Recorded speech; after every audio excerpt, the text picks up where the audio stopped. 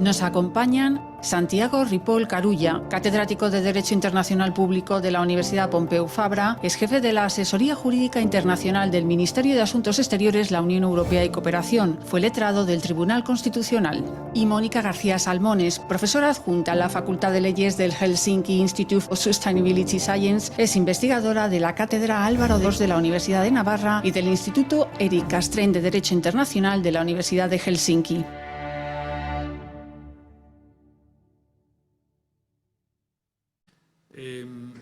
Iniciamos ya nuestras conversaciones con una primera reflexión hace varias semanas y ahora vamos a continuar sobre un tema central, que es los derechos humanos y la convivencia pacífica en una perspectiva internacional.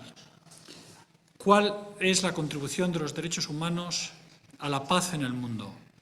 Desde la Segunda Guerra Mundial, el orden internacional se ha construido sobre la base de esta idea, la base de que existe una justicia universal y que esa puede estar fundamentada en los derechos humanos. Y que estos derechos humanos eran a su vez también universales y que, por tanto, eran elementos fundamentales en la consecución de la paz, del objetivo final. Bueno, desde hace algunas décadas todos estos principios están siendo muy cuestionados desde el punto de vista interno y desde el punto de vista externo. Desde el punto de vista externo, porque empieza a haber dudas, críticas, interrogantes sobre esa universalidad o universalización de los derechos humanos y también sobre los propios fundamentos de esos principios de Naciones Unidas y del derecho internacional. En este seminario de hoy vamos a hablar de estas cuestiones y vamos a hablar también de manera práctica, cómo todas estas cuestiones pueden ayudar a la convivencia entre los países, entre los pueblos y ayudar a contribuir a crear un orden internacional más justo y también más pacífico. Y para ello contamos con la presencia de dos grandes especialistas, Mónica García Salmones, que ya ha sido presentada, y Santiago Ripoll, catedrático de Derecho Internacional, los dos colegas que llevan mucho tiempo trabajando sobre estas cuestiones. Y sin mucho más presentación, voy a darles enseguida la palabra para después poder iniciar la conversación con la idea de inicialmente plantearles yo alguna pregunta y después tener un debate con todos. Va a intervenir inicialmente Mónica García Salmones. Por favor, Mónica, cuando quieras. Muy bien. Bueno, pues muchas gracias, José María, por la invitación y gracias a todos por estar aquí también. Este es el título del paper que voy a presentar, difundiendo los derechos hiperliberales a costa del sistema legal internacional, la coexistencia pacífica común en bien común global. Entonces, este es el plan de la presentación, introducción, dos premisas, la paz y la coexistencia pacífica, el consenso mínimo común para conservar la paz y luego salvando los derechos humanos, salvando la paz, de hecho, ¿no? Entonces, comienzo directamente con la introducción. Se trata de un artículo que estoy escribiendo, la introducción de este paper, ¿no? Se trata de un artículo que estoy escribiendo sobre la expansión mundial de derechos humanos hiperliberales por parte del Consejo de Derechos Humanos a través de los mecanismos para monitorear los derechos humanos en el mundo, con especial atención a lo que son los llamados procedimientos especiales, es decir, aquellos titulares de mandatos temáticos, como puede ser la relatora al derecho al disfrute del mayor nivel de salud física y mental. Mi argumento en este paper es que los procedimientos especiales eluden en esta expansión de derechos hiperliberales la voluntad democrática de los países y trato sobre las situaciones de conflicto y polarización que esto está creando por el mundo. De fondo, lo que hay detrás de este paper es un proyecto más amplio sobre de investigación sobre cómo trabajan las organizaciones internacionales junto con los Estados y cómo mejorar esos procesos de trabajo, sobre todo de transferencia de normas, ¿no? Como he dicho, estamos viendo que detrás de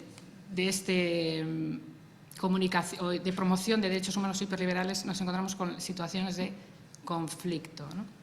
Entonces, el artículo cuenta con dos premisas. La primera es que el ordenamiento jurídico de las Naciones Unidas no es un ordenamiento jurídico superior, como si dijéramos un ordenamiento paraguas, ¿no? Sino más bien el ordenamiento jurídico de las Naciones Unidas es un eslabón que se une a otro eslabón, que son los ordenamientos de los Estados, y lo que significa esto en términos prácticos es que no debe imponerse, la ONU no debe imponerse pasando por encima medios democráticos y otras formas de operación dentro de los Estados, ¿no?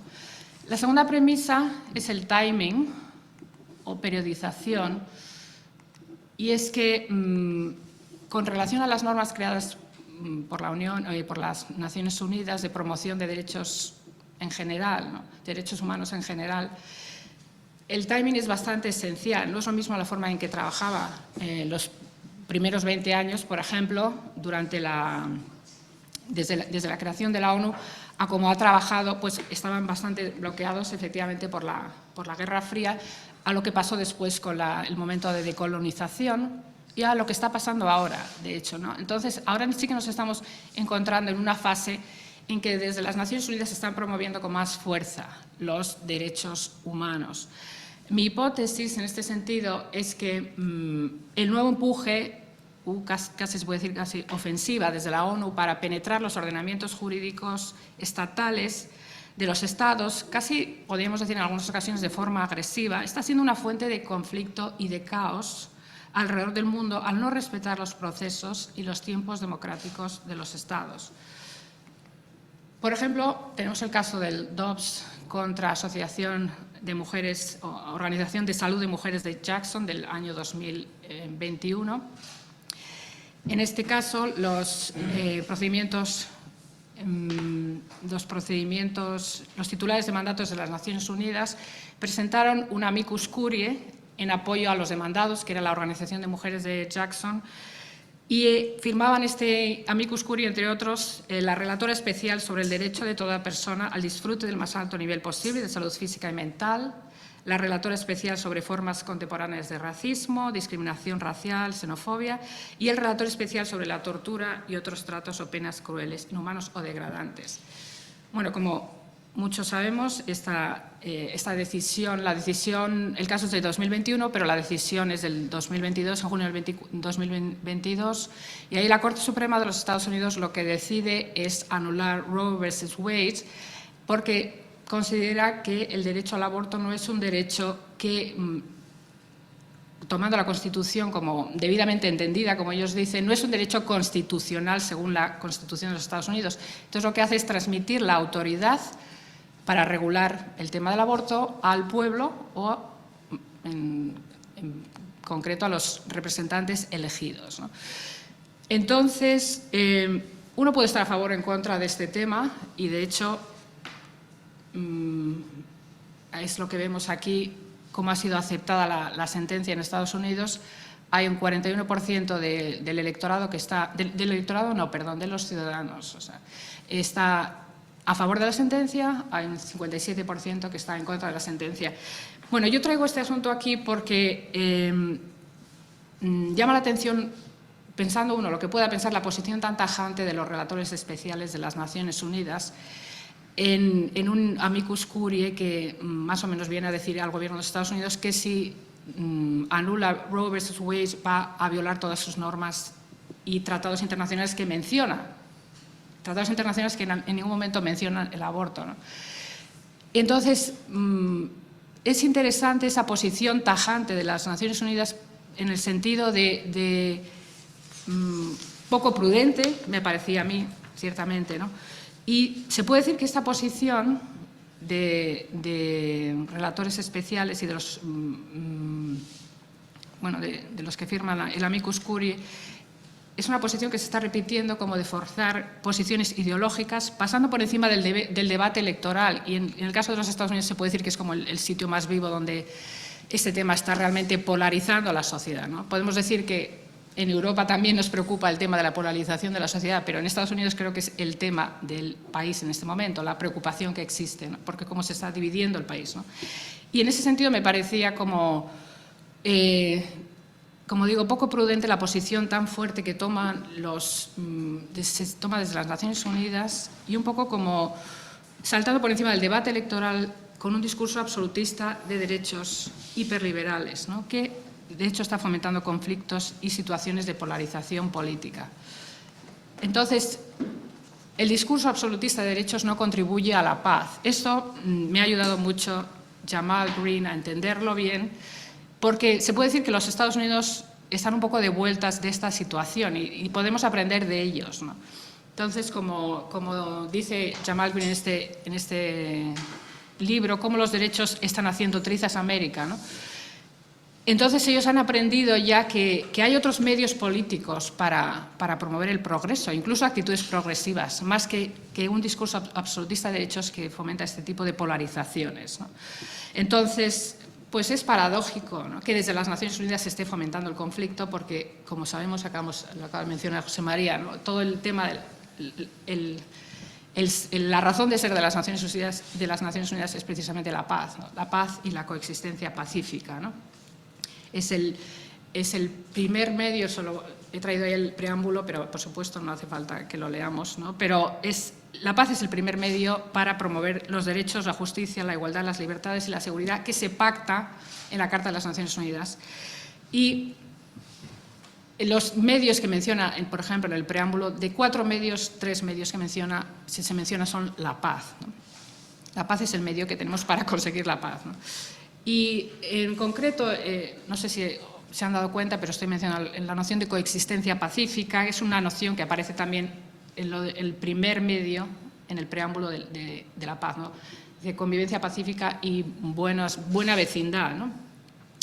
Entonces, esta noción de coexistencia pacífica tiene una larga historia post-fundación de las Naciones Unidas. Yo ahora solamente voy a decir que se caracteriza por 3 notas. Una es el apoyo del multilateralismo, el respeto por la diversidad cultural, que lógicamente pertenece a un mundo de Naciones Unidas, y el tercer elemento, la protección contra la intervención hegemónica. Es decir, es una idea de confiar en que la soberanía del Estado va a proteger a sus ciudadanos y, de hecho, es el encargado de llevar a cabo, implementar los derechos humanos, ¿no? Entonces, la valoración que se hace en la comunidad internacional de esta idea de la coexistencia pacífica, la convivencia pacífica, mayoritariamente se considera que es casi como una norma jus cogens, es decir, una norma de la que no se puede derogar, pero también hay algunos que la observan con un cierto escepticismo porque se trata de, dicen, una norma o un principio que lo que hace es mantener el status quo, promueve como el mantenimiento del status quo, ¿no? Entonces, con esto entramos un poquito más en mi presentación en lo que es el tema de la paz, ¿no? O sea, desde un punto de vista jurídico es verdad que la paz es un tema complejo y es de hecho un status quo, ¿no?, que se acepta porque garantiza la autodeterminación de los pueblos en las Naciones Unidas, ¿no?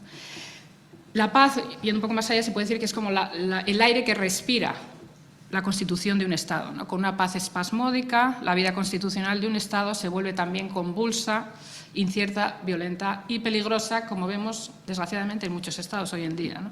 La paz también equivale como una capacidad de diálogo entre los estados, pero también el mantenimiento dentro del seno del Estado de un cierto consenso sobre cuestiones fundamentales para la convivencia como sociedad de individuos, ¿no? Yo diría como una especie de conclusión provisional, es que para un requisito mínimo para la existencia de la paz es un ordenamiento jurídico internacional que funcione y que funcione bien, ¿no? Entonces, como hemos visto al principio, se trata además de el ordenamiento jurídico internacional son varios ordenamientos jurídicos interconectados, ¿no? Y entonces todos deben funcionar bien, ¿no?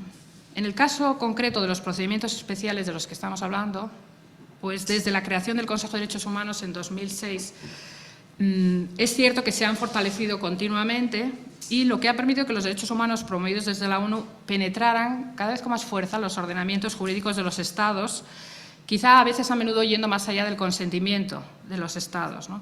Sin embargo, los procesos de cómo se convierten esos derechos humanos en normas del Estado no se ha desarrollado al mismo ritmo. Es decir, tenemos en Ginebra una superproducción de normas y derechos, a veces, en concreto, mi interés es estos, los derechos hiperliberales, pero no tenemos un desarrollo a la par de medios democráticos para que esas normas se estudien, se analicen, se acepten o se rechacen dentro de los Estados, ¿no? Entonces, lo que nos dice Jasper Kromendick, en un estudio empírico que hace muy importante sobre la eficacia del Consejo de Derechos Humanos para realmente transmitir normas, expander normas de derecho, también los nuevos derechos humanos hiperliberales. Lo que él dice es que el medio más eficaz que tiene en este momento el Consejo de Derechos Humanos es trabajar a través de ONGs liberales sobre el terreno. Lo que en última instancia nos está diciendo que todo depende de la financiación que tengan esas ONGs liberales, ¿no? Y es lo que esto me lo voy a pasar un poquito, lo he mencionado de otra manera, es lo que llama él la tesis de la movilización liberal, ¿no? Y para esto quería mencionar, un poco iluminando este tema, es un caso reciente en Ecuador, más bien es un caso que acaba de comenzar, que también ha sido claramente elegido por ONGs hiperliberales para promocionar estos derechos hiperliberales, ¿no? Se trata de una ley que creó el Gobierno para la protección de niñas y mujeres violadas.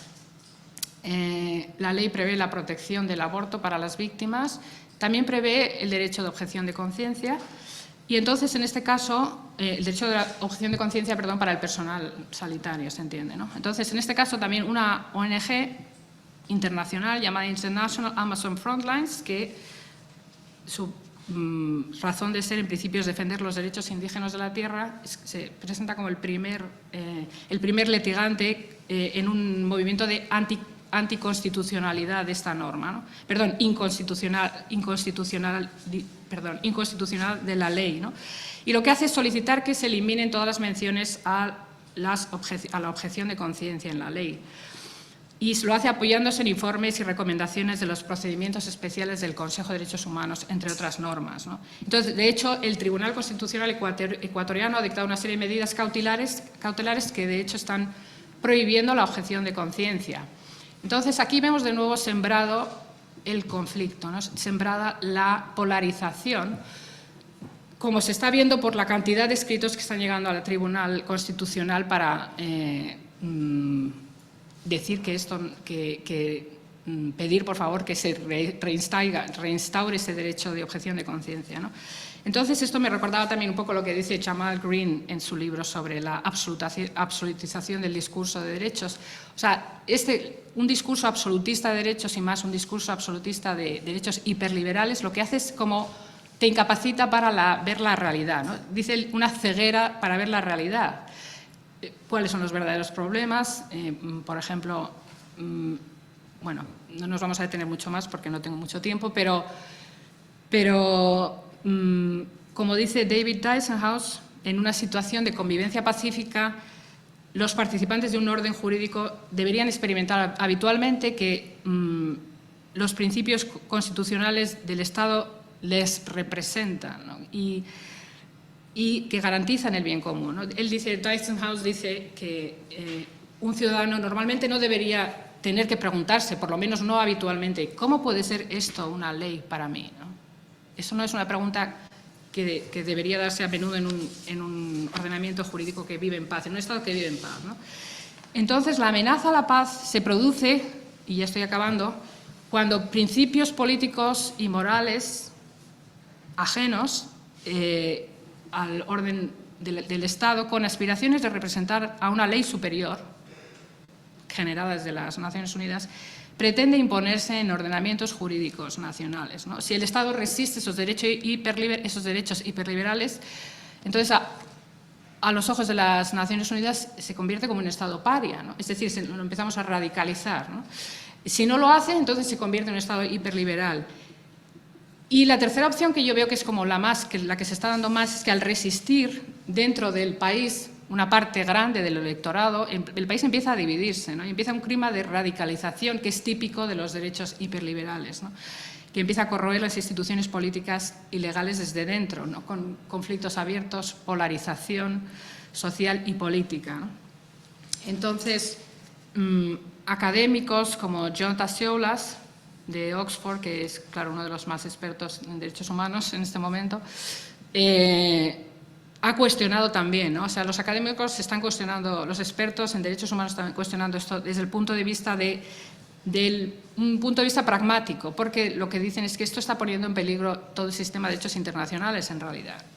Dicen que una ampliación, dice Tasseolas, ¿no?, que una ampliación más bien tendenciosa de los derechos humanos a expensas de la dimensión política dentro de los Estados, pues es peligroso para el mantenimiento del sistema. Y también Hart Hannum, en su libro Salvando los derechos humanos, lo que dice es que se habla de la irresponsabilidad, ¿no?, de pretender expandir los derechos humanos más allá de un mínimo consenso. O sea, esta palabra de nuevo es utilizada, ¿no?, un mínimo consenso. Bueno, yo lo dejo aquí. Aquí empieza casi también otra vez mi idea de realmente la paz y la convivencia pacífica como un medio en el que, como una premisa en el que podemos empezar a discutir y a debatir, controlar más los medios democráticos en el que las normas de las Naciones Unidas se incorporan, especialmente cuando se trata de normas conflictivas o radicales, se incorporan a los Estados. Y muchas gracias por su atención. Muy bien, Mónica, muchísimas gracias. Bueno, resumo un poco tu intervención con una serie de puntos que me parece que pueden servir para nuestro debate posterior y también para introducir ahora la charla de Santiago Ripoll. Tú decías, requisito de la paz es un ordenamiento jurídico internacional que funcione. Creo que este es un primer punto sobre el que podríamos centrar posteriormente nuestra conversación. Un ordenamiento jurídico internacional que funcione significa un derecho internacional, significa organizaciones internacionales, significa un concepto mínimamente consensuado de un cierto pacto implícito mundial, un mínimo de base común, ¿no? Y ahí es donde estamos en estos momentos. Cada vez hay una mayor diferenciación, no solo externamente en el orden internacional, sino también internamente a través de la polarización. Un segundo punto es este asunto, esta cuestión en la que tú pones el énfasis en particular, que es la transformación de los derechos humanos como instrumentos políticos, ¿no?, como instrumentos de transformación social, como instrumentos, digamos, de una agenda liberal, entre comillas, y que esto pues generaría polarización interna, generaría una no aceptación por parte de las sociedades, ¿no?, estaría transformando, sería un objetivo de transformación social que no sería compatible con el objetivo de paz y de consenso que los derechos humanos deben de tener, ¿no? Y el tercer punto que me parece muy interesante también para nuestra conversación es la falta de democracia en Naciones Unidas, que al final es un poco lo que está detrás de tu observación de que esta agenda que se pueda imponer a través de los organismos internacionales y que en los últimos años ha acentuado, pues no cuenta con un respaldo democrático por la propia naturaleza de la comunidad internacional, que no tiene esas estructuras, ¿no? Bueno, estos tres puntos, que seguro que tienen que ver bastante con lo que Santiago Ripoll tenía pensado comentar, quizá nos sirven para orientar algo tu presentación y luego la conversación. Santiago, cuando quieras. No, gracias. Sí, muchas gracias. En primer lugar, quiero agradecer al profesor Beneyto y a la UNIR la amable invitación que me han hecho para participar en este seminario. Y, bueno, el tema que quiero desarrollar está muy próximo a lo que ha venido exponiendo Mónica, porque yo quisiera también recalcar que la paz es el objetivo último, en el sentido de final, del derecho internacional público, y casi diría que es el objetivo único del derecho internacional. El derecho internacional como un ordenamiento que regula las relaciones entre los Estados tiene como objeto material fundamentalmente tres cosas, ¿no? Los Estados tratan de asegurar, delimitar la competencia de los Estados, la jurisdicción de los Estados. Hasta aquí puedo ejercer mis potestades regalianas, no sé, de ejercer jurisdicción, de tener soberanía sobre mi territorio, población, etc. Asegurar, en segundo lugar, el respeto mutuo de esta soberanía.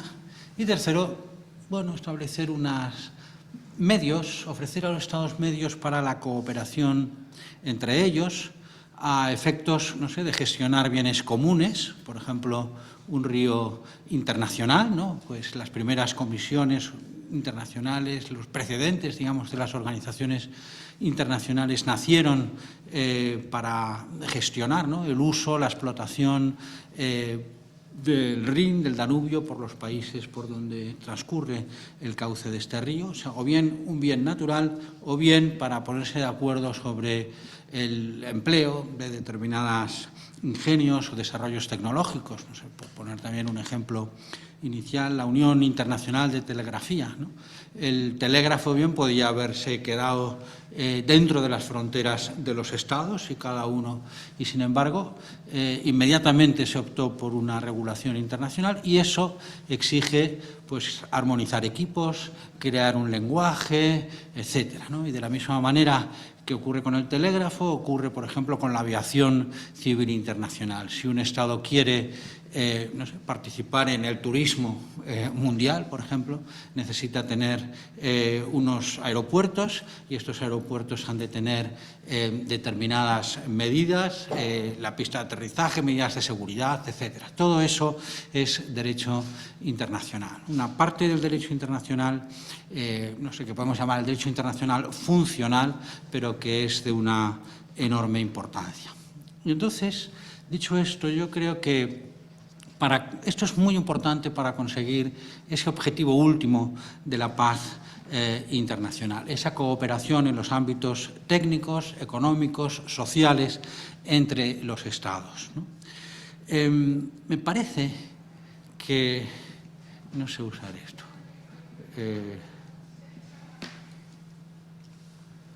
Pero hay que darle aquí, yo creo.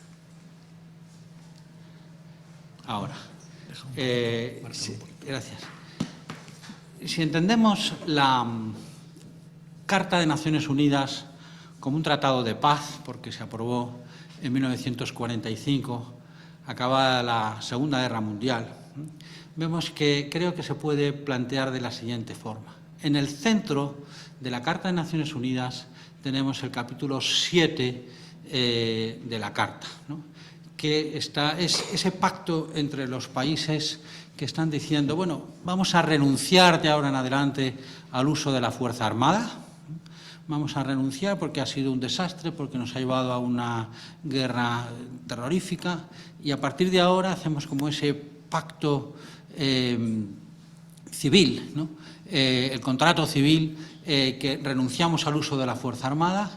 Solo podremos recurrir a la Fuerza Armada en situación excepcional de legítima defensa, y ponemos el recurso a la Fuerza Armada en manos de un órgano que representa a la comunidad internacional en su conjunto, ¿no?, que es el Consejo de Seguridad. Y cuando haya un conflicto internacional, será el único que podrá determinar que eso está poniendo en peligro la paz y la seguridad internacionales, adoptar medidas, primero, bueno, de sanción económica, de sanciones en los ámbitos, ¿no?, de las telecomunicaciones, etcétera, y en última instancia adoptar medidas que supongan el uso de la fuerza, pero dirigidas desde el Consejo de Seguridad, que es quien tiene la legitimidad en tanto que representa a la comunidad internacional en su conjunto. Eso está en el centro de Naciones Unidas. La esfera segunda se refiere al arreglo pacífico de controversias, es el capítulo 6. Bueno, antes de llegar aquí, vamos a ofrecer a los países toda una serie de mecanismos, de vías, para que puedan resolver sus conflictos por medios pacíficos, ¿no? Y lo que hace el capítulo 6, en particular el artículo 33, es ofrecer a los Estados pues todo un abanico de medios de solución pacífica de controversias. La mediación, los buenos oficios, el arbitraje. Y Naciones Unidas está diciendo, todo esto está a disposición de los Estados para resolver sus controversias, ¿no? Son medios, no hay que optar entre uno u otro, solo si voy al arbitraje no puedo ir a... No, los Estados pueden recurrir a uno, a dos, a varios de los mecanismos ahí establecidos. Una vez surgido el conflicto, o bien con carácter previo en un tratado internacional, pues dicen, bueno, si algún día hubiera una controversia sobre la forma de interpretar o de aplicar este tratado, nosotros, partes en este tratado, pues escogemos la negociación entre los Estados, por ejemplo, y el arbitraje, o nos iremos a la Corte Internacional de Justicia. En fin, los Estados son libres para elegir cada uno de estos medios. Y en el círculo más externo está la cooperación internacional a la que antes me referí. Fundamentalmente ese capítulo 9, que habla de la cooperación en los ámbitos económicos y sociales, y que se refiere a ese derecho del que ha permitido el surgimiento, el nacimiento, el desarrollo de ese derecho internacional funcional al que yo me refería antes. Es una idea esta que fue desarrollada en el 45 por un politólogo norteamericano, David Mitrany, y que se llama el funcionalismo, ¿no? Y creo que es, lo que está haciendo Mitrany en el fondo es recoger un método de actuación del derecho internacional que ya estaba en la Sociedad de Naciones, ¿no? Pero la idea es la siguiente. Se trataría ahora de ver Naciones Unidas no desde el centro, sino empezamos por el círculo exterior. La idea es, vamos a hacer que todos los Estados trabajen en el ámbito de la cooperación técnica, una cooperación funcional, lejos de la paz internacional, lejos de grandes metas, ¿no? Lo que queremos es que trabajen conjuntamente en la explotación de esos recursos que comparten, de esa tecnología que quieren que sea común a todos ellos, una cooperación técnica, una cooperación funcional. De esta manera, los Estados van a ir creando tratados, adoptando tratados bilaterales, regionales, de carácter técnico, correcto, ¿no? Pero de esta forma iremos creando una red cada vez más tupida, más intensa de tratados internacionales. Surgirán, claro está, más problemas, porque habrá más tratados, habrá más conflictos, habrá más dificultades para interpretar, aplicar esos tratados. No importa, ahí tenemos ese segundo círculo, el arreglo de controversias internacionales, todos esos medios que nos ha ofrecido Naciones Unidas. Y en última instancia, ¿qué ocurrirá? La idea es que, esa red tan intensa, tan tupida de tratados internacionales, cuando exista un conflicto, los Estados se quedarán en el nivel medio, en el círculo intermedio, porque no les va a compensar romper esas relaciones económicas, esas relaciones técnicas que tienen en todos esos ámbitos, ¿vale? Y, porque un malentendimiento por un problema, y entonces, pero en última instancia, si finalmente ocurriera eso, nos encontraríamos con el círculo central, con el capítulo 7 de la Carta de Naciones Unidas, el sistema de seguridad colectiva. Creo que de esta manera puede entenderse el sistema de Naciones Unidas, la Carta de Naciones Unidas en tanto que tratado de paz. Y ahí está el método del derecho internacional, la cooperación internacional funcional, técnica, como una vía para alcanzar la paz y la seguridad internacionales. Si miramos las Naciones Unidas hoy,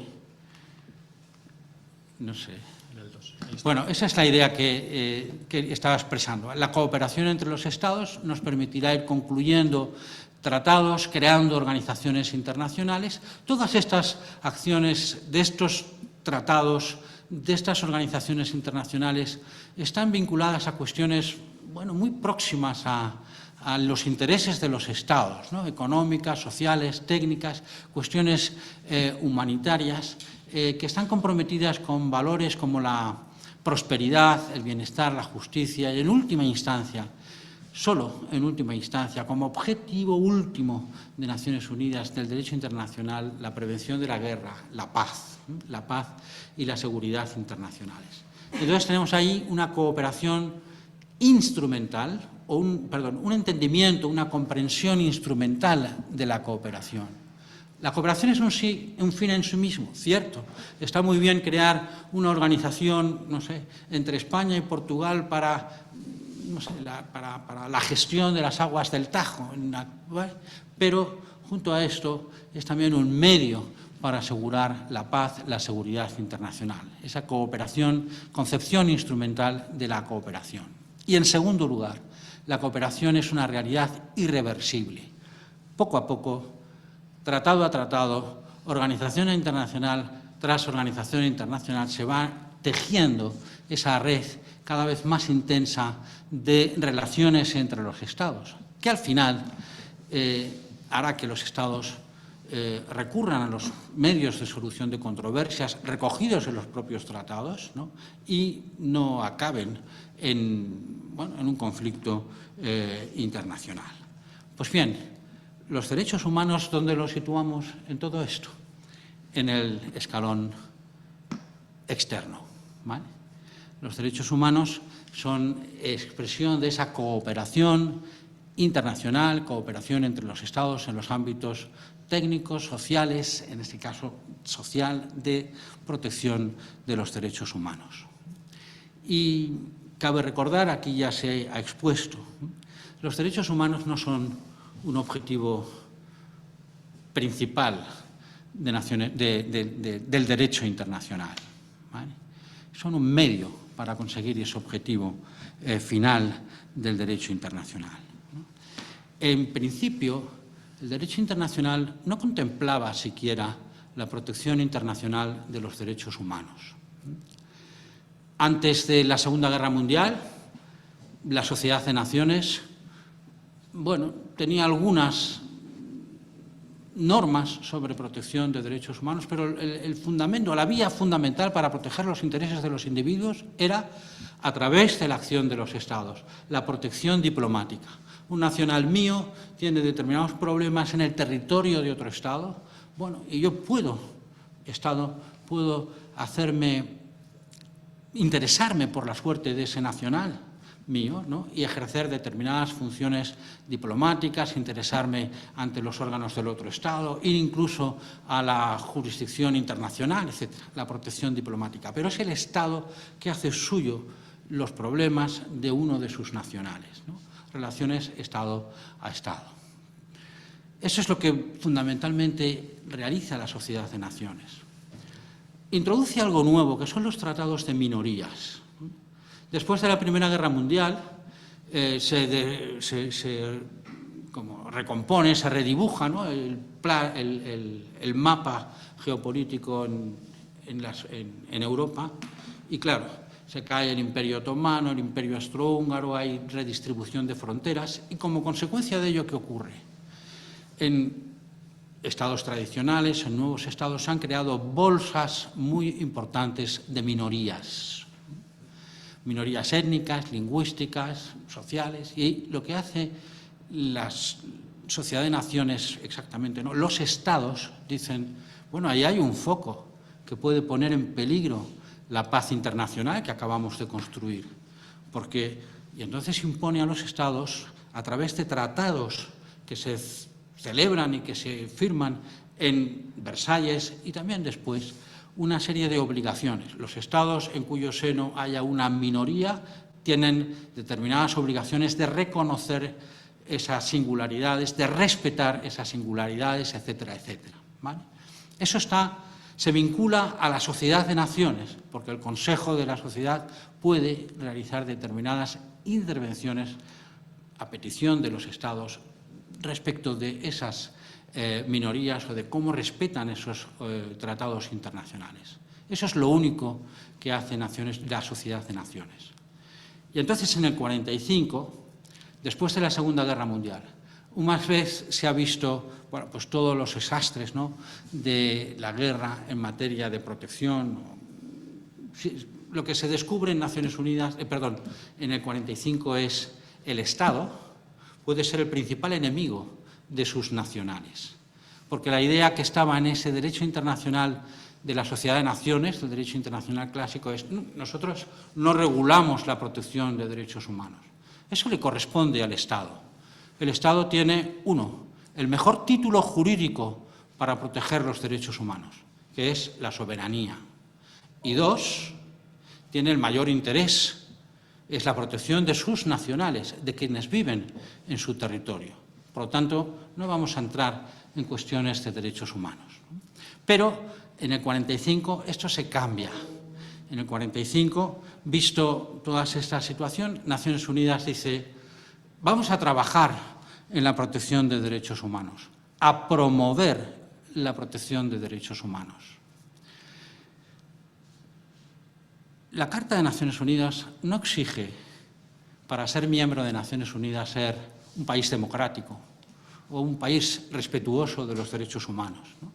Se necesita solo ser Estado, amante de la paz y con capacidad para cumplir con los principios de las Naciones Unidas, pero no ser un país democrático o un país respetuoso de derechos humanos.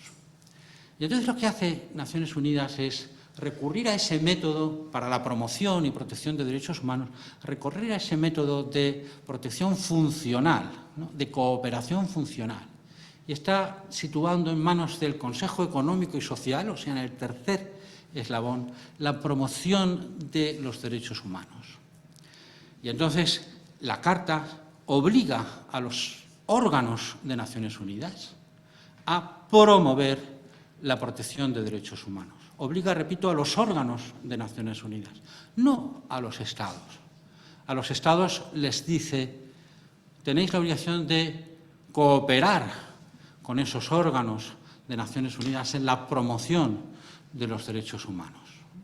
Y de esta manera, a través de la actuación de COSOC, de la Asamblea General, de la Comisión de Derechos Humanos, se van creando toda una serie de textos de protección internacional de derechos humanos, ¿no? Primero, en el 48, dos textos muy importantes: la Declaración Universal. Bueno, no es un texto vinculante, pero ahí están los principales derechos humanos, la ideología, la idea de los derechos humanos en Naciones Unidas. Y en el 48 se aprueba el primer tratado internacional, que es la Convención contra el Genocidio, que lo único que dice es: los Estados tienen que incorporar en su ordenamiento jurídico este tipo penal, genocidio, que nosotros en esta convención establecemos. Entonces, los Estados que quieran se suman a esta convención y entonces tienen la obligación de incorporar eso a su ordenamiento interno. Segunda obligación, sancionarlo. Pero el convenio es muy consciente de que, bueno, el crimen de genocidio es cometido por las autoridades del propio Estado. Y entonces prevé, bueno, si el Estado no puede, tendremos que recurrir a mecanismos de cooperación judicial internacional, auxilio judicial, la extradición, etc. Y en última instancia habla de un tribunal penal internacional que, en caso de que los Estados no logren, podría tener determinadas competencias en ese sentido. Se crea entonces en el 48 la Declaración Universal y después todo el sistema de tratados internacionales, ¿no?, que empiezan en el 48, pero se van aprobando muchísimos, ¿no? Y esos tratados es la ONU, los órganos de la ONU o los Estados reunidos en el seno de Naciones Unidas van aprobando de la mano de Naciones Unidas toda una serie de tratados de protección internacional de derechos humanos. No es obligatorio que se suman a ellos, a estos tratados.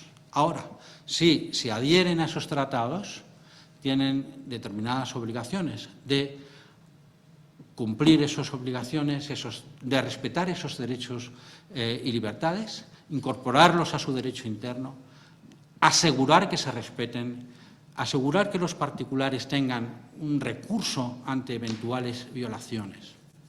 Y esos tratados crean algo muy interesante, en general, los tratados principales, ¿no? Ese algo tan interesante es un sistema de control internacional a través de informes. Los Estados se obligan a presentar informes a Naciones Unidas para decirle: oye, mira, yo me incorporé a eso, mi ordenamiento o mi situación era esta, así te lo digo, y los Estados y los órganos de Naciones Unidas miran bueno, más que de Naciones Unidas, de ese tratado internacional celebrado en el marco de Naciones Unidas, examinan ese primer informe, pues deberías mejorar esto, para cumplir con el tratado deberías pam, pam, y de esa manera se va realizando un diálogo entre ese órgano internacional y el Estado. Un diálogo encaminado a que el estándar de cumplimiento del tratado, de protección de los derechos humanos, sea cada vez mejor, cada vez mayor. Y esa es la forma principal que ha tenido Naciones Unidas de desarrollar la protección de derechos humanos. Luego, como ha señalado previamente, Naciones Unidas ha creado otros mecanismos, ¿no? Muy brevemente, cuando un Estado no es parte en estos tratados, o habéis sido parte en esos tratados, pero por lo que fuera decide, bueno, me voy de ese sistema de derechos humanos de Naciones Unidas, ya no quiero estar sujeto, digamos, a determinadas obligaciones, o nunca se ha incorporado a eso, ¿qué ocurre? Ocurrió que los funcionarios de Naciones Unidas, que estaban encargados de supervisar esos informes, de ayudar a los Estados a que mejoraran la protección de derechos humanos, etcétera, empezaron a recibir denuncias, no sé, de ciudadanos en Chile que veían cómo familiares suyos eran desaparecidos, ciudadanos de Sudáfrica que veían cómo como ciudadanos suyos sufrían las consecuencias del apartheid. Y entonces ECOSOC adoptó una serie de resoluciones diciendo algo tenemos que hacer. No podemos permanecer impasibles ante esto. Es verdad que nosotros, ONU, solo puede promover, aprobar tratados, invitar a que los Estados, si los Estados no se incorporan, bueno, algo tenemos que hacer, alguna respuesta. Y empiezan a desarrollarse una serie de mecanismos de informes, ¿no?, de situaciones complejas en materia de derechos humanos, por un lado, y de informes por país, por otro.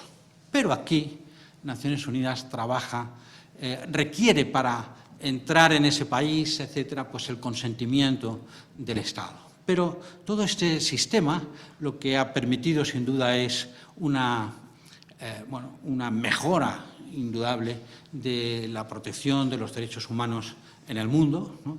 Y el método ha sido, eso es lo que me interesaba destacar, esa cooperación, digamos, funcional, ¿vale?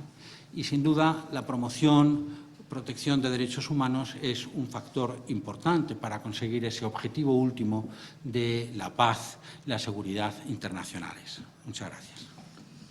Muy bien, muy interesante, Santiago. Vamos a ver, yo quiero centrar un poco la conversación, el debate, en dos puntos de lo que habéis comentado los dos. Primero, el tema de los bienes públicos globales, ¿no? Tuvimos ya la primera conversación sobre la convivencia pacífica interna y llegamos a la conclusión de que lo que hace falta es crear espacios en donde pueda existir bienes comunes, es decir, donde puedas poner en común intereses que afecten a todas las partes, como una de las vías para superar la polarización y el enfrentamiento. En el ámbito internacional, los bienes públicos globales es fundamental, es lo que tú ahora señalabas, la cooperación.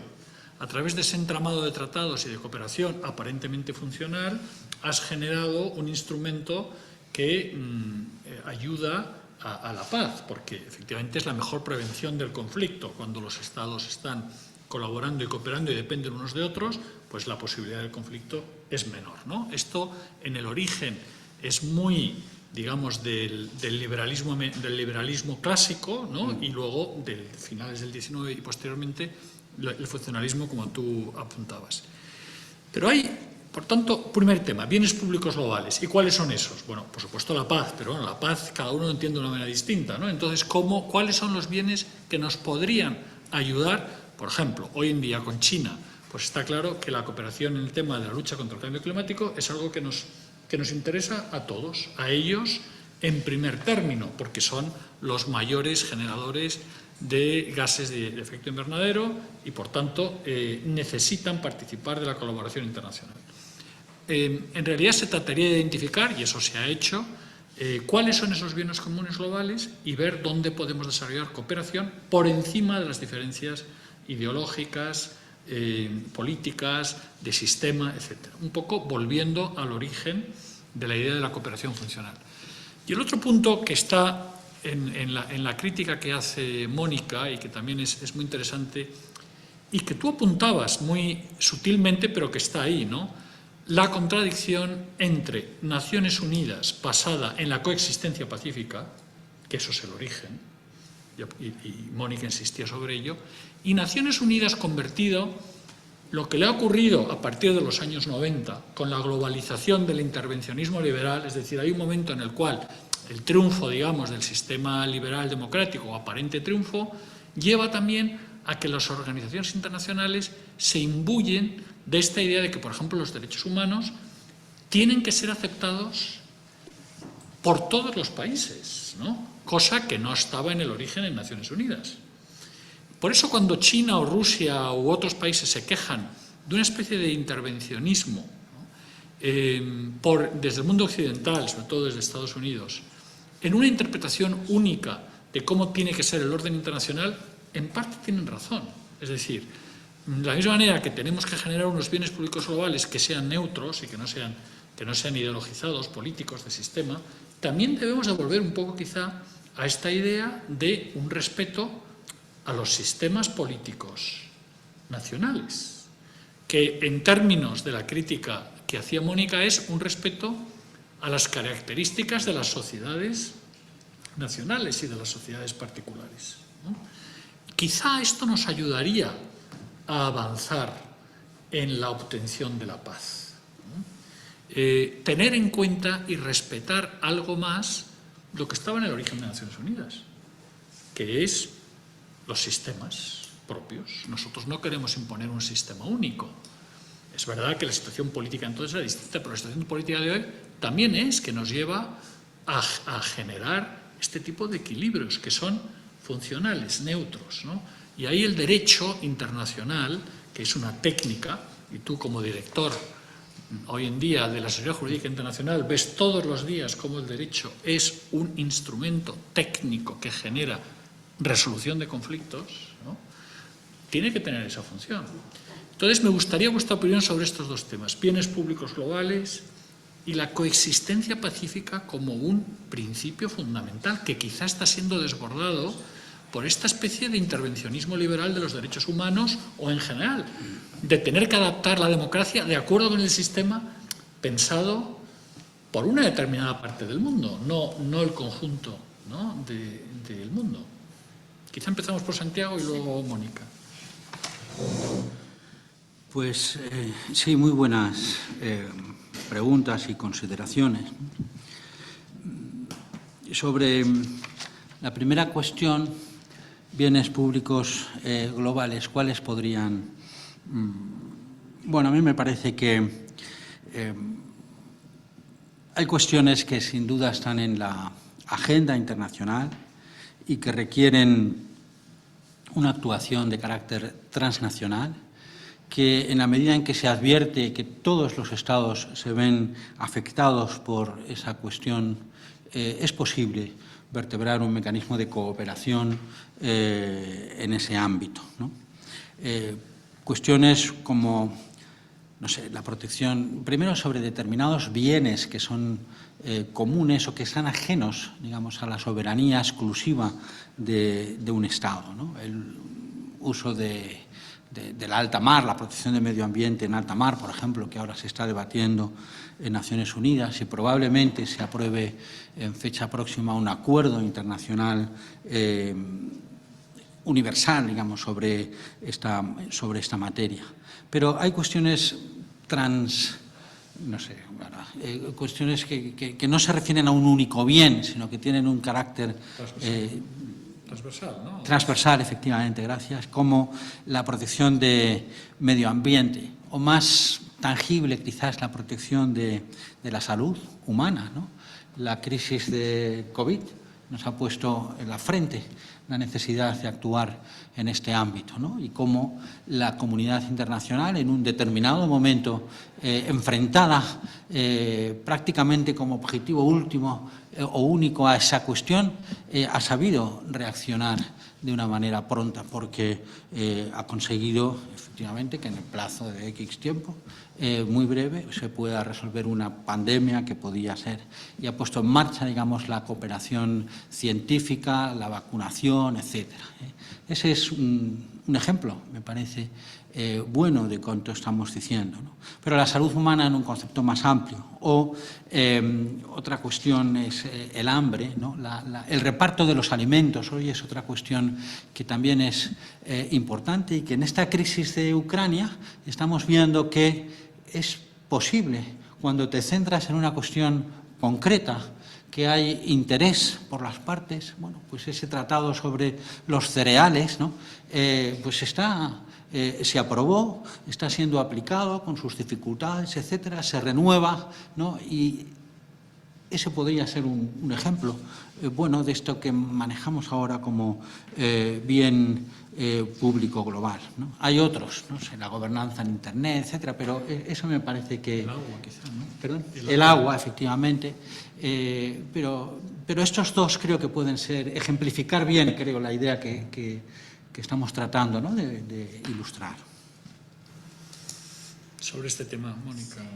Bueno, yo sí, me parece muy interesante lo que has dicho, Santiago, los puntos que dices.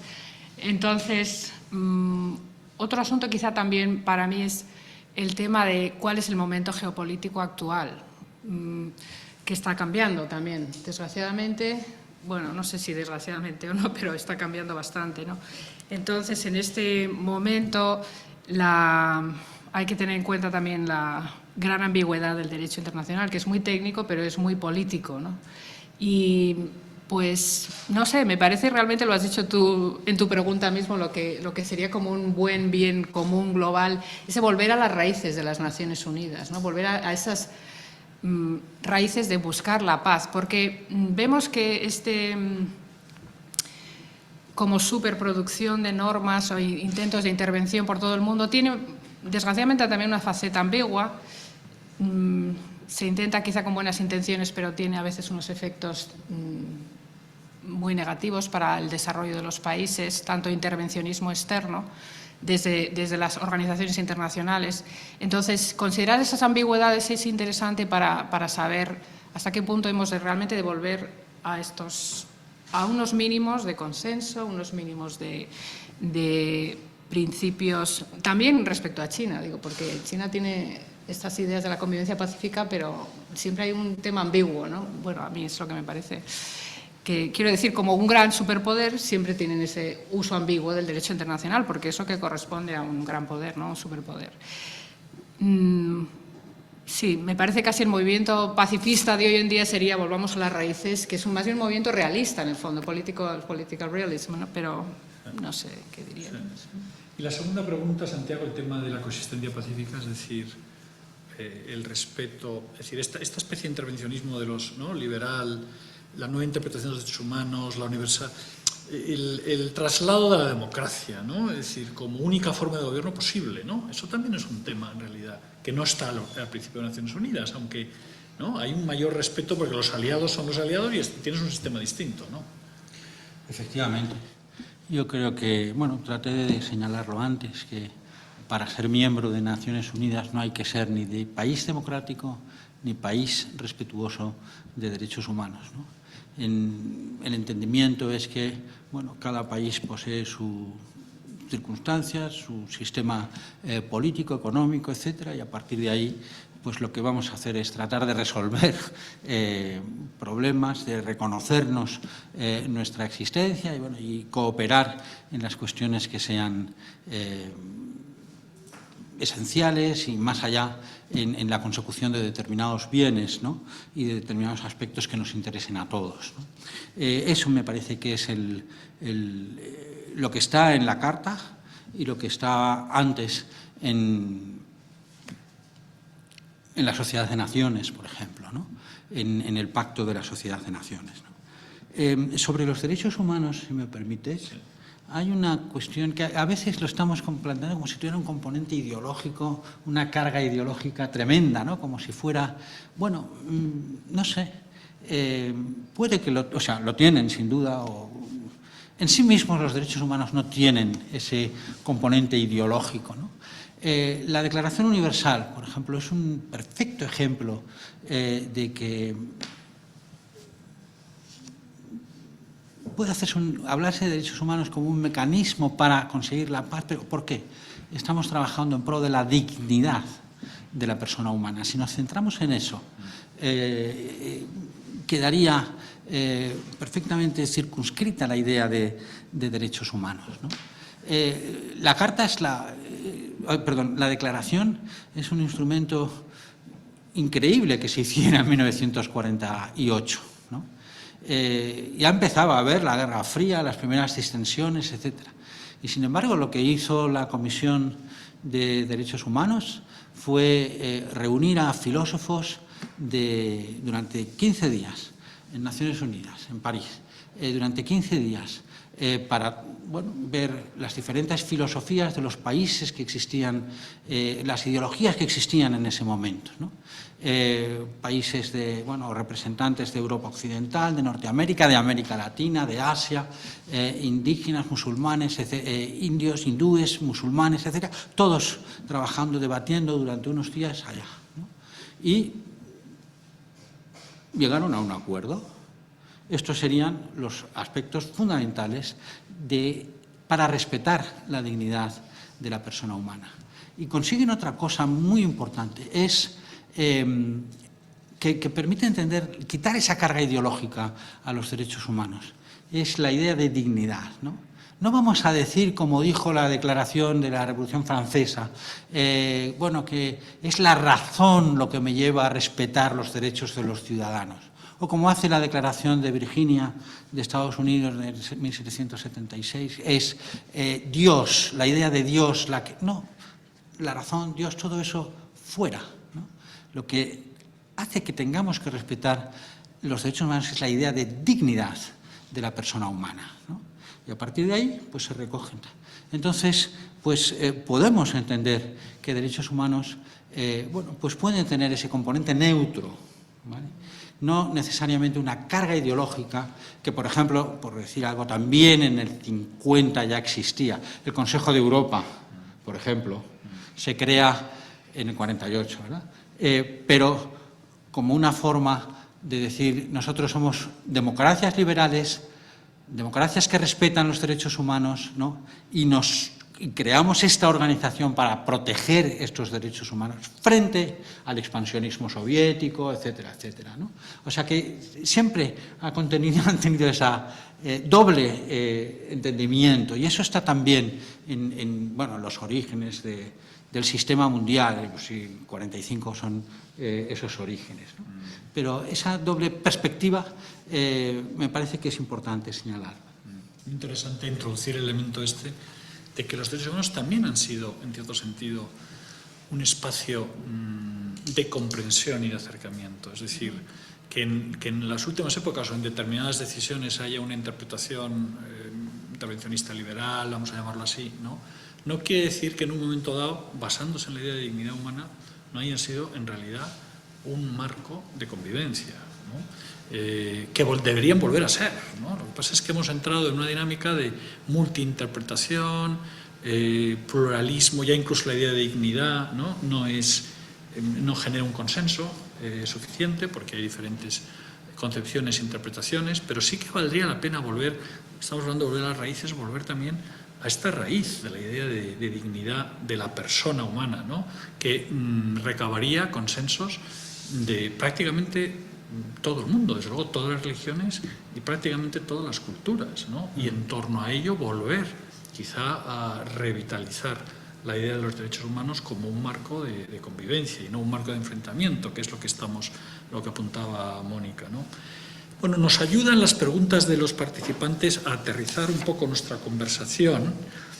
Nos dice el primero, ¿qué enseñanzas se pueden extraer de procesos de negociación como los acuerdos de Viernes Santo en el Ulster para acabar con décadas de enfrentamiento entre dos comunidades? Bueno, esto también me parece muy interesante, ¿no? hay una técnica también de la mediación y de la negociación. Es decir, tenemos una experiencia de cómo, por supuesto, primero la gran diplomacia y la negociación como un método tradicional, pero cómo se ha ido desarrollando la mediación, cómo se ha ido desarrollando el arbitraje, ¿no? Que es un instrumento en estos momentos fundamental para resolver conflictos entre Estados, pero también entre empresas y Estados. Es decir, hay miles y miles y miles de arbitrajes que se están decidiendo a lo largo del año en todo el mundo y con una componente muy multinacional, ¿no? O procesos de paz, ¿no? Estamos hablando de un tema que nos interesa mucho tratar, el proceso de paz en Colombia, y César, que lo conoce muy bien, sin duda nos puede ahí también hacer observaciones. Pero el proceso de paz del Ulster, bueno, pues después de tantos años de enfrentamiento se llega a un acuerdo de paz que en estos momentos tiene además unas connotaciones internacionales tan importantes como afectar totalmente al acuerdo con la Unión Europea de Gran Bretaña, ¿no? Sobre este tema, Santiago y Mónica, ¿no? Medios prácticos de conseguir la paz en situaciones conflictivas determinadas.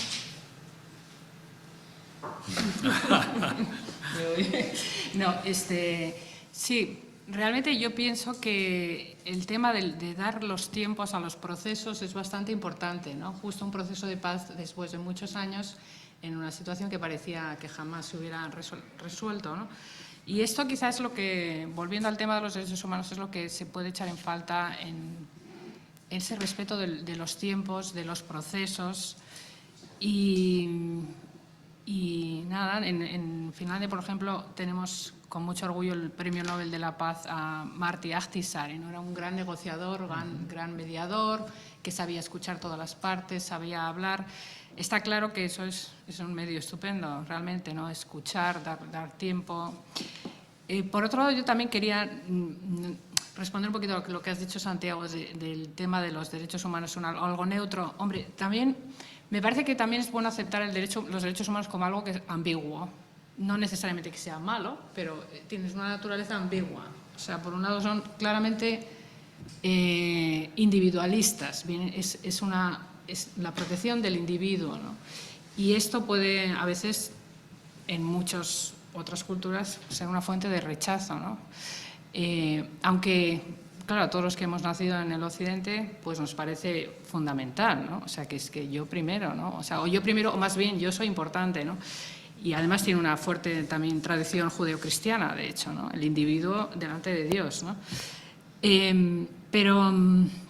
Pero también, claro, como dice Jamal Green en su libro, que me parece muy interesante, sí, Mrs. Thatcher, existe una cosa que se llama sociedad, ¿no?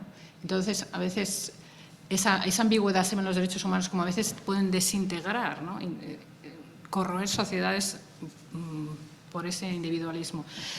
En fin, yo diría que considerándolos como con ese carácter ambiguo, pueden ayudar mucho más, ¿no? Que considerándolos como una especie de luz a la que todos debemos seguir ciegamente, ¿no? Para conseguir quizá el tema de la paz. O sea, volverla a lo que se sabe que ha tenido muchas críticas, por supuesto, ¿no? Que son a lo que es la complejidad de este tema, ¿no? A Martti Ahtisaari, que lo citas, yo trabajé con Martti Ahtisaari en un proyecto, vamos, en un proceso de paz muy interesante que fue la famosa crisis de Austria en el año 2000, cuando la Unión Europea impuso sanciones al gobierno austríaco por la entrada del partido de extrema derecha, el FPÖ, Jörg Haider, en el gobierno austríaco, y fue eliminado de las decisiones del Consejo durante un tiempo Austria, ¿no? Y hubo una respuesta pues muy fuerte por parte de los ciudadanos austríacos respecto a esto. Se generó ahí una tensión y entonces se creó un comité de sabios. Yo no estaba entre los sabios, pero sí entre el ayudante de uno de los sabios. Los tres sabios eran Martti Ahtisaari, Marcelino Oreja y Frobein, que en ese momento era el director del Instituto Max Planck de Derecho Internacional. Pero lo que quiero contar, entonces estuvimos durante 6 meses, una apasionante experiencia, que fue cómo conseguir que Austria fuera vuelta a aceptar y convencer al Consejo de Europa y a la Unión, porque esto se había delegado en el Consejo de Europa, de que Austria no era un país antidemocrático y que no respetara los valores fundamentales europeos, sino que sencillamente una situación política y que eso podía cambiar, ¿no? Estuvimos ahí entrevistando a todas las fuerzas vivas en Austria y hablando también con autoridades europeas, etc. Pero lo que más me llamó la atención de Marta Tisari, ya que lo citabas, a Tisari lo que hacía fundamentalmente era escuchar. O sea, su gran capacidad era, o sea, él se ponía, era bastante gordo, como recordaréis, ¿no? Bastante gordito, se ponía así sentado, y entonces conseguía crear un ambiente finlandés con pocas aristas, un ambiente en donde la gente hablara, es decir, sacara todo lo que llevaba dentro, ¿no? Eso pasó con todas las fuerzas vivas austríacas y eso pasó con las autoridades europeas que habían impuesto las sanciones. Y entonces, al visibilizar dónde estaban los puntos de contención, que tantas veces son puntos irracionales, son puntos de, en este caso concreto, pues había un elemento muy claro anti-austríaco, anti-historia de Austria después de en el nazismo, ¿no? Entonces esto pues había que sacarlo a la luz. Pues entonces Tisari creaba el ambiente para que la gente hablara, ¿no? Aquello tan antiguo de los griegos, de la sanación por la conversación, ¿no? por el hablar, ¿no? Que luego toma Freud. Pues eso era un método de solución de conflictos, ¿no? Santiago, ¿querías comentar algo sobre este tema de los procesos de paz? Ya que Mónica ha empezado, ahora tú puedes... Muy bien. Bueno, pues recuerdo muy bien el asunto este que estás comentando, ¿no? Que fue la primera vez, digamos, que la Unión Europea siente, ¿no?, la necesidad de asegurar o de reaccionar ante lo que después se ha llamado, ¿no?, la garantía del Estado de Derecho, y ha creado todo el artículo 7, etcétera, etcétera, y todo un desarrollo muy importante, ¿no?, en el tratado. El 7, lo propusimos. Sí, efectivamente, esa fue una de las consecuencias de toda esa crisis, ¿no? Y bueno, la importancia de las personas, sin duda, es esencial, ¿no?, en la resolución de todos esos conflictos, ¿no?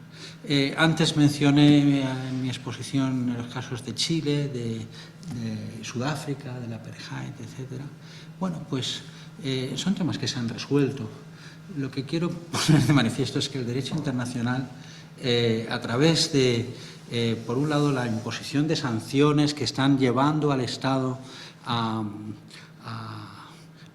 repensar, a recapacitar, al causar un daño, bueno, a los propios gobiernos, a la población de esos estados. Esas sanciones adoptadas por el Consejo de Seguridad tienen su eficacia con el tiempo, ¿vale?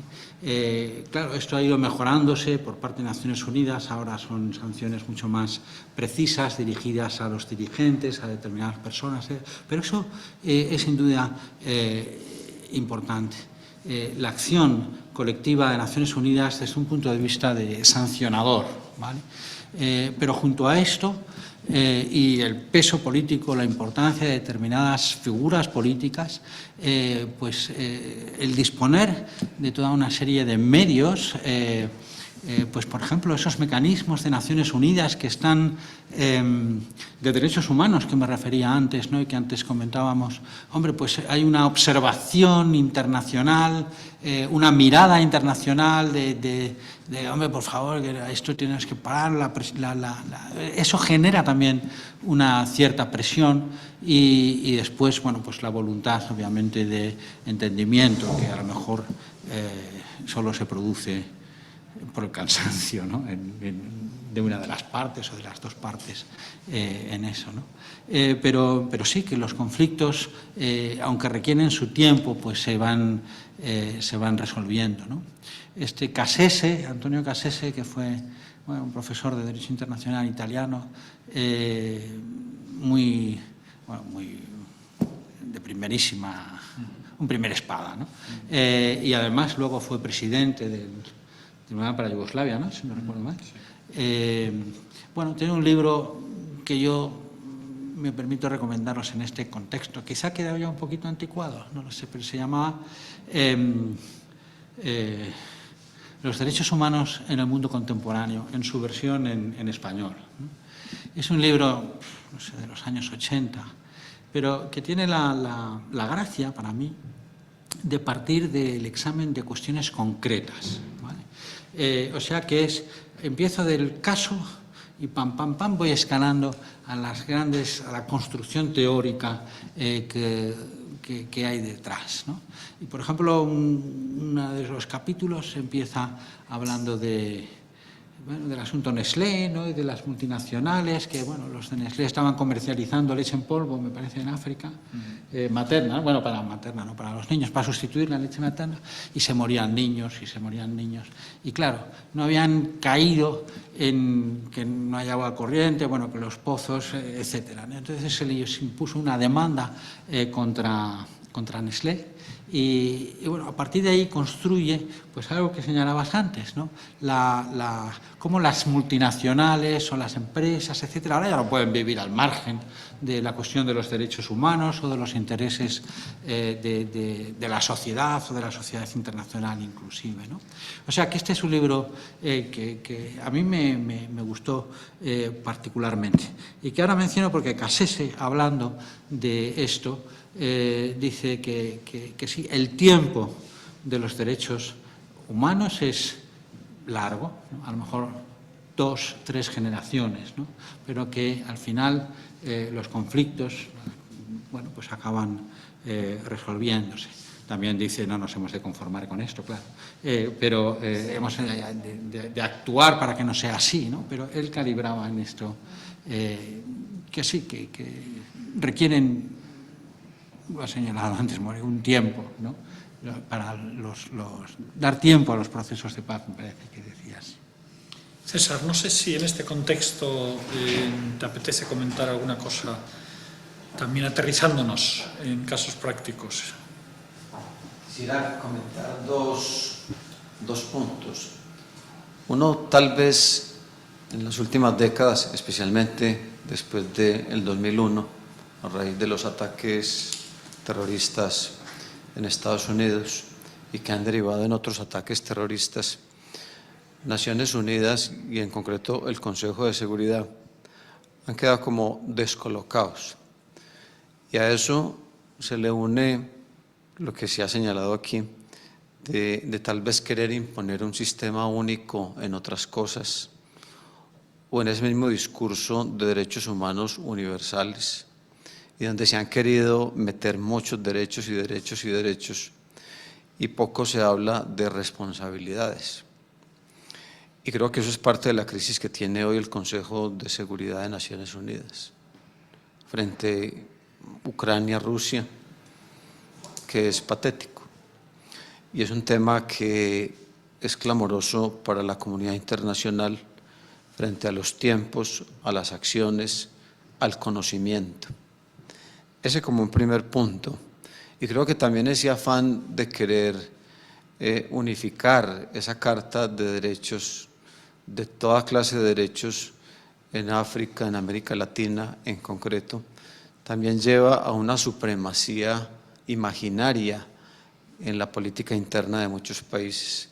Y a veces se relega o se utiliza, esperemos qué dice Naciones Unidas, el miedo a Naciones Unidas. En Naciones Unidas está con esto y se emplea una carga político-ideológica con algunos países más pobres y se desecha con unos países que son parte como miembros del Consejo de Seguridad. O sea, no hay una nivelación en cuanto a la dignidad de la misma aplicación de la Carta frente a países de primera, de segunda y de tercera. Yo creo que si queremos rescatar el concepto de dignidad cara al discurso de derechos humanos, habrá que hablar de una dignidad igual a una igualdad y un reconocimiento de esas sociedades, sean más productivas o menos, tengan un Producto Interno Bruto más grande que otro, tengan más historia que otra, porque yo creo que la dignidad sí debe ser igual. Y eso conecta, entre comillas, con el concepto muy bueno de Mónica hablemos de una carta de derechos ambigua, en el buen sentido de la ambigüedad. Yo no estoy en absoluto de acuerdo con eso. Sigo manteniendo la universalidad de los derechos humanos, la universalización de los derechos humanos, la racionalidad humana común. Estaba leyendo esta mañana al gran Francisco de Vitoria, una vez más. La comunidad de todo el orbe. Es un pacto implícito que está ahí y basado en la idea de una racionalidad humana que es la base de la dignidad. O sea, yo creo que no podemos eliminar, ni muchísimo menos, la idea de universalidad de los derechos humanos, la idea de universalización de los derechos humanos. ¿Puedo decir algo? Sí. Yo pienso que no estás abogando eso, ¿no? No estás abogando a eliminar la... O sea, pero sí, más bien el asunto de la comunidad, efectivamente, de fundamentar, realmente es volver otra vez a la comunidad. O sea, en una comunidad no todos somos iguales, pero hay comunidad. No. Es verdad. O sea, lo que estoy hablando es la necesidad de buscar el origen de esa carta. Lo sabemos. El origen, la buena intención después de la Segunda Guerra Mundial, el descontento y el miedo que había. Naciones Unidas se crea, habla de la carta, la acogemos todos, la humanidad la acoge. La revisión que se está haciendo ahora, ¿en qué momento hubo un desbarajuste que estamos sufriendo en este momento frente a esa carta? ¿Dónde están los principios que dieron origen a la carta? La dignidad. Muy bien, dejemos de lado particularidades de valores o de creencias, pero ¿cuál es la creencia esencial que tiene hoy el ser humano en sí mismo? Si es la dignidad, ¿apoyada en qué? En que todos somos personas racionales. Muy bien, si el concepto de dignidad es racionalidad, entonces que la racionalidad esté sustentada en la ciencia. Y si la ciencia está hablando de la racionalidad, que se aplique para todo, que haya una autoridad científica, una autoridad racional, porque parte de los conflictos que tenemos hoy en muchos países es la falta de racionalidad, no es falta de creencias. Santiago, la última palabra. Sí, pues, bueno, a veces me da miedo, digamos, el poder haber ofrecido una visión de los derechos humanos como algo, como un elemento, digamos, ideológico que forma... No, los derechos humanos y la acción de Naciones Unidas yo creo que refleja la diversidad de los derechos humanos, ¿no? Es verdad que, hombre, los derechos civiles y políticos, la concepción, digamos, occidental de los derechos humanos de primera generación son en los que primero pensamos nosotros, ¿no? Y que eso está muy en la acción de Naciones Unidas, de los órganos de los tratados de Naciones Unidas, del Consejo de Derechos Humanos, etc. Eso es cierto. Pero lo que ha hecho la ONU a lo largo del tiempo, cuando lo miramos en perspectiva, es darle a los derechos humanos una pluralidad, una diversidad que es muy importante, ¿no? Y que es lo que ahora quisiera señalar, porque recoge, por un lado, la concepción socialista de los derechos humanos, ¿no? Los derechos económicos y sociales, los de segunda generación, ¡pam!, se incorporan a la acción de Naciones Unidas y le da una importancia muy, muy grande que a lo mejor en una democracia occidental no tenían, ¿no? Y que han conseguido también gracias a la actuación de Naciones Unidas. Pero los últimos tratados de derechos humanos, por ejemplo, son tratados que se refieren a situaciones muy particulares, muy singulares, o sea, los derechos de los menores, por ejemplo, o de la mujer, o los de los discapacitados, ¿no? Y los trata incorporando ahí derechos de primera, de segunda, de tercera generación, derechos culturales, etcétera, ¿no? Dándoles esa diversidad, pero integrando todo la idea de unos derechos humanos plural. O también los derechos de los pueblos, eso está en la acción de Naciones Unidas, ¿no? El reconocimiento de los derechos de los pueblos indígenas, por ejemplo, también es un desarrollo de la acción de Naciones Unidas, ¿no? O sea, que aprovecho la reflexión y tu pregunta para tratando de responder que Naciones Unidas le ha dado también ese componente plural, ¿no? Reconociendo esa diversidad, que no podemos creo pasarlo por alto. Esto también es un logro, me parece a mí, de la acción de Naciones Unidas en este tema, en este punto. Pues me parece un magnífico final a nuestra conversación de hoy. Muchísimas gracias, Mónica García Salmones, muchísimas gracias, Santiago Ripoll y todos los demás que han participado, las preguntas que hemos recibido también. Y seguiremos hasta el próximo seminario, en donde continuaremos avanzando en estos temas en pro de esos dos fines, convivencia cívica y la convivencia pacífica. Muchas gracias a todos.